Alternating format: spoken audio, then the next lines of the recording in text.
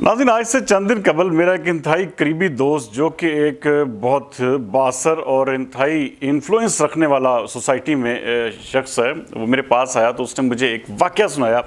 आप भी इस वाक़े को सुनेंगे तो आपको अगला सियासी मंजरनामा और सियासतदानों की मेंटालिटी के हवाले से काफ़ी सारी आगाही हो जाएगी। नाज़रीन, उसने मुझे बताया कि वो चंद दिन कबल अपने हल्के के या अपने इलाके के या अपने शहर के एक सियासतदान के पास किसी काम के सिलसिले में गया। वो सियासतदान बड़े पुरतपाक तरीके से उसे मिला और पुरतपाक तरीके से मिलने के बाद उसने अपने सेक्रेटरी को बुलाया और जिस काम के सिलसिले में ये मेरा दोस्त गया था वहाँ पर, तो उसने वो सेक्रेटरी के ज़िम्मे लगाया और कहा कि जी ये इस हवाले से जो है आप मुकम्मल तौर पर इनका जो है वो जो काम है वो आप इसको देखें और उसके बाद जो है इसको हर सूरत में करें। नाज़रीन, वो दोस्त मेरा बताता है कि उसने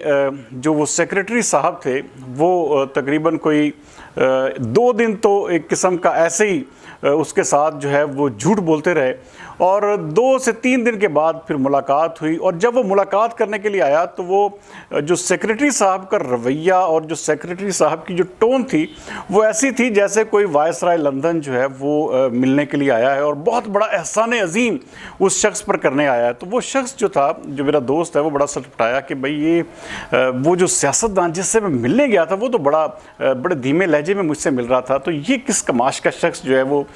उसने मेरे पास जो है भिजवा दिया है। खैर, वो उससे मिला, उसको बताया कि भाई ये आपके किस्म का बेहतरी के हवाले से कोई काम है। तो वो लेकिन जब वो सेक्रेटरी साहब वापस गए तो तकरीबन कोई 2 दिन बाद फिर इसी तरह जो है वो फ़ोन पर जो है वो आएँ बाएँ शाएँ करता रहा और उसके बाद उसने फिर उसको जो कहा जी कि भाई आपका काम जो है जी आप इंशाल्लाह ताला बेफिक्र हो जाएं, जैसे सियासतदानों के किस्म के वो तौर तरीके होते हैं। तो वो उसने कहा कि जी हर सूरत में आप बेफिक्र हो जाएं, आपका काम जो हो गया है। अच्छा, 2 दिन 3 दिन 4 दिन गुजर गए। वो जो सेक्रेटरी साहब थे वो कहते रहे सुबह, कभी शाम, कभी दोपहर, कभी रात, कभी कल, कभी फिर सुबह, कभी फिर शाम।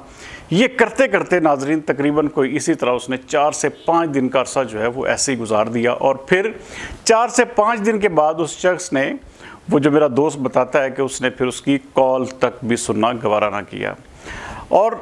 अब इस दोस्त मेरे का मौक़िफ़ ये है कि भाई मैं चूँकि बहुत अल्हम्दुलिल्लाह भी किस्म का बड़ी अच्छी वेल ऑफ पोजीशन है, लेकिन मैंने एक तैयार कर लिया है कि मैं इस सियासतदान को ना सिर्फ सबक सिखाऊंगा बल्कि जो ये आने वाला जो इलेक्शन होगा इसको मैं बताऊंगा कि भाई किस तरह से सियासत की जाती है। नाज़रीन, ये एक मिसाल है। एक मिसाल इसलिए है कि ये जितने भी सियासतदान हैं, इनके सेक्रेटरीज़, इनके पीएस को आप देख लें, इनके रवैये यही होते हैं। हो सकता है कि सियासतदान के अंदर शायद कोई इंसानियत हो, लेकिन ये लोग, मैं जिस तरह लफ्ज़ इस्तेमाल कर रहा था कि वो जिस तरह मेरे दोस्त ने बताया कि वो ऐसे मिलने आए जैसे कोई वायसराय लंदन आता है। नाज़रीन, ऐसे जो इस तरह के जो इस कमाश के जो सेक्रेटरी या इस तरह के जो पीएस होते हैं, ये किसी भी सियासतदान की सियासी ज़िंदगी को तबाह करने में, किसी भी सियासतदान की सियासत पर खुद कुछ हमलावर होते हैं। अच्छा, सियासतदान जो है वो, चूँकि वो आपने ये देखा बड़ी बड़ी हुकूमतें जो हैं वो डूबी सिर्फ इसी वजह से कि उनके मुशीरान जो थे वो इंतहाई गलत थे। उनके जो एक किस्म का वही सेक्रेटरीज और पीएस की कहानी कि जो किचन कैबिनेट होती है वही बंदे को आगे ले जाती है, वही जो है वो एक किस्म का मरवाती है। जितनी भी हुकूमतें गई हैं, ख़त्म हुई हैं, उनके पीछे इनकी किचन कैबिनेट और इनके जो करीबी मुशीरान हैं उन्हीं का हाथ होता है। इसी तरह नाज़रीन, मैं ज़ाती तौर पर बहुत सारे हमारे शहर फैसलाबाद के सियासतदानों को भी जानता हूँ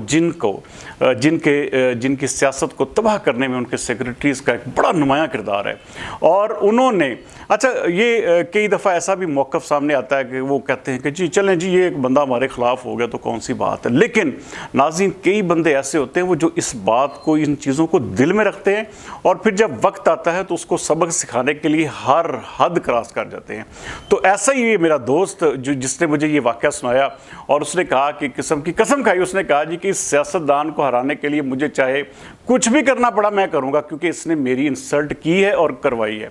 नाज़रीन, ये तकरीबन ऑलमोस्ट पंजाब का कल्चर भी ऐसा है। तकरीबन जितना भी पाकिस्तान में सियासतदान हैं, उनके जो पीएज या उनके जो सेक्रेटरीज होते हैं वो अवाम को इसी तरह ट्रक की बत्ती के पीछे लगाए रखते हैं। और फिर होता क्या है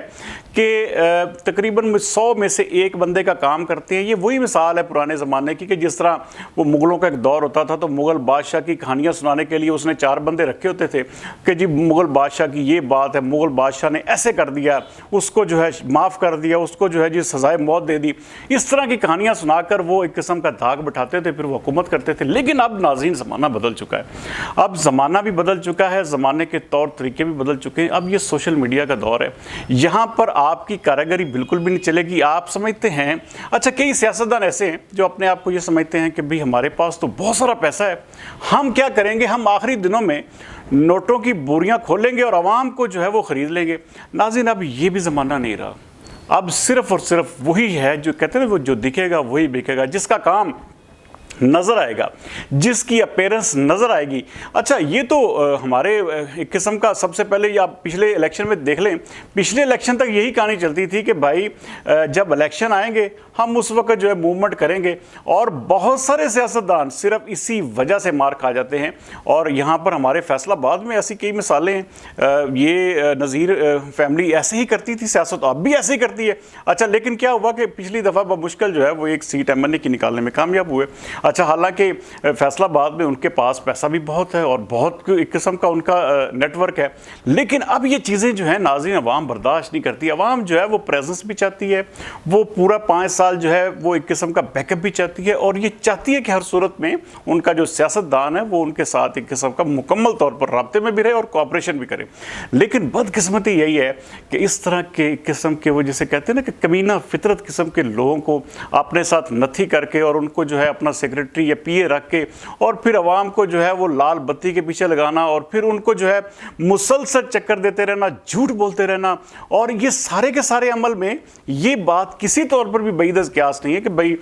ये जो सियासतदान साहब को जो पता ना हो कि वो उनके सेक्रेटरीज क्या कर रहे हैं, किस तरह से चक्कर दे रहे हैं, किस तरह से झूठ बोल रहे हैं और किस तरह से अवाम को जो है वो बेराह तरीके से चला रहे हैं। लेकिन ये सब कुछ पता होता है, उसके बावजूद ये लोग जानबूझकर जो है वो एक किस्म का आंखें बंद रखते हैं। आंखें बंद इसलिए रखते हैं, वो कहते हैं जी कोई बात नहीं, एक आध बंदा हमारा मुखालिफ भी हो गया। लेकिन जिस तरह का मेरा वो दोस्त है, वो जिस तरह के वो उसने बात की है, तो वो जिस तरह वो मुझे बता रहा था, वो उसका कहने का मकसद यही था कि अगले इलेक्शन में चाहे उसको अपने पल्ले से कुछ ना करना पड़ा, चाहे वो जिसे कहते हैं अगर वो करोड़ोंपति अरबपति, तो वो भी दोस्त ऐसा ही था मेरा। उसने कहा मुझे चाहे अपने पास से भी करोड़ों रुपया फिर लगाना पड़ा तो मैं इस सियासतदान को सबक सिखाने के लिए और हराने के लिए हर हद क्रॉस करूंगा। तो ये चीज़ें, अच्छा, बहुत सारे हलकों में बहुत सारे जगहों पर ऐसा होता है और ऐसा हो रहा है। और ये सब का सब तकरीबन ऑलमोस्ट ज़्यादातर जो रवैया है इस तरह का सियासतदानों का, ये मुस्लिम लीग नून में एक किस्म का बदरजा आतम पाया जाता है। वो ये समझते हैं, अच्छा चूँकि अभी उनके ज़हनों में ये भी है नून लीग वालों के कि वो इलेक्शन जो है वो एक किस्म का वो हर सूरत में अगली हुकूमत बनाने जा रहे हैं और वो ऐसी की तैसी हो। भाई अब ऐसी की तैसी करने का ज़माना ही नहीं रहा। अब आपने हाथ बांध के सियासत करनी है, आपने अवाम की खिदमत करनी है, अवाम को साथ लेकर चलना है, अवाम को अपना काम दिखाना है, अवाम के सामने मुसलसल रहना, तो आपकी कामयाबी है। जिस दिन आपने समझा ना कि भाई मैं इंतकामी कोई काम करूंगा, कोई ऐसी सियासत करूंगा, तो आप खुडे लेने भी लग जाएंगे और आप कभी ज़िंदगी में दोबारा इलेक्शन भी नहीं जीत सकेंगे। क्योंकि ये जो इलेक्शन होता है ये ऐसे ही जैसे ये कोई आम चीज़ नहीं है कि ये बड़ी कांटों की सेज होती है, और इसमें बहुत बड़ा सोच समझ कर चलना पड़ता है और ये भी देखना पड़ता है कि आया मैं किसको राज़ी करूं और किसको नाराज़ करूं। अच्छा, बहुत चीज़ें बड़ी देखभाल कर, जांच परख कर, फटक कर फिर की जाती हैं। लेकिन ये जो जिस तरह के एक किस्म के वाहियात किस्म के वो जो अपने आप को वो, अच्छा वो सेक्रेटरीज जो हैं वो या पीएस जो हैं, ये अपने आप को फिर ऐसा समझ लेते हैं, वो खुद को एमएनए और खुद को एमपीएस समझना शुरू कर देते हैं और उनके रवैये इस तरह के बन जाते हैं। अच्छा, क्योंकि उन्होंने इतना ज़्यादा उस शख्स को एक किस्म का मफाद उठा लिया होता है उस सियासतदान से, उसकी इतनी कमजोरियां उनके हाथों में होती है कि सियासतदान अपने पीएस और सेक्रेटरी के हाथों में भी कठपुतलियां बने होते हैं और वो जिस तरह की रिपोर्ट दे दें। अच्छा वही बात है ना कि मिसाल के तौर पर एक शख्स मेरे पास आता है, मैं अपने किसी मुलाजिम को कहूँ या मैनेजर को कहूँ कि भाई ये आप इनको देख लें। अच्छा जो रिपोर्ट मुझे मैनेजर देगा मैंने उसके मुताबिक मैंने कहना ठीक है भाई मेरे मैनेजर ने ठीक है, लेकिन मुझ में इतनी अक्ल होनी चाहिए ज़रूर कि मैं इस चीज़ को खुद देखूं कि आया ये शख्स इस काबिल है कि जिस तरह ये अल्फाज जो मेरा सेक्रेटरी बयान कर रहा है या मेरा मैनेजर बयान कर रहा है, तो इस चीज़ को छान फटक की जिम्मेदारी सियासतदान की अपनी होती है।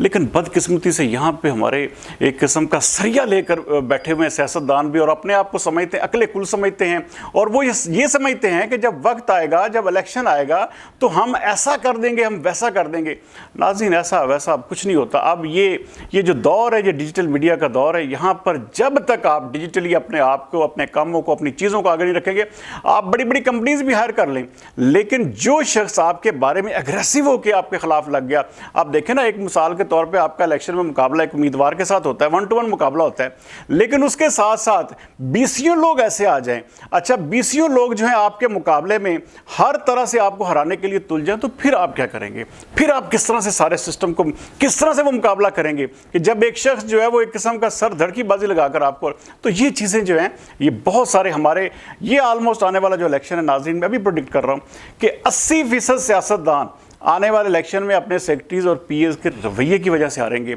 जिस तरह से, क्योंकि उन्होंने 5 साल या पिछले दौर में या पिछले ये इन दिनों में अपना रवैया रखा होगा आवाम के साथ, किस तरह से, जिस तरह ये झूठ पर झूठ बोलने वाले, और जिसे कहते हैं कि वो इंतहाई मेरा काबिल तरीन दोस्त, उसको जो है वो एक किस्म का वो बता रहा है कि 10-15 दिन मुसलसल उसके साथ झूठ बोला गया और उसकी इंसल्ट एक किस्म का बार बार जो है वो रब्ता करने के बावजूद भी। तो ये हाल है एक किस्म का अच्छे खासे 62 लोगों के साथ इन सियासतदानों के रवैये का। तो आम पब्लिक के साथ जो है इनका रवैया क्या होता होगा, किस तरह से ये लोग जो है बिहेव करते होंगे। तो ये मेरी प्रेडिक्शन भी है और मेरा ज़ाती तजर्बा और तजिया भी है कि आने वाला इलेक्शन जो है 80% सियासतदान ऐसे होंगे जो कि हारेंगे, और जो बड़े बिग गन्स होंगे, बड़े नाम होंगे, लेकिन वो हारेंगे सिर्फ और सिर्फ अपने इन्हीं, ये जो जिसे कहते हैं ना कि बिल्कुल वाहियात किस्म के सेक्रेटरीज और ये अपने पीएस के रवैयों की वजह से, आवाम के साथ बर्ताव की वजह से, और मुसलसल झूठ और बिल्कुल गलत बयानी, और अपने सियासतदान को जिसे कहते हैं अंधेरे में रखने की वजह से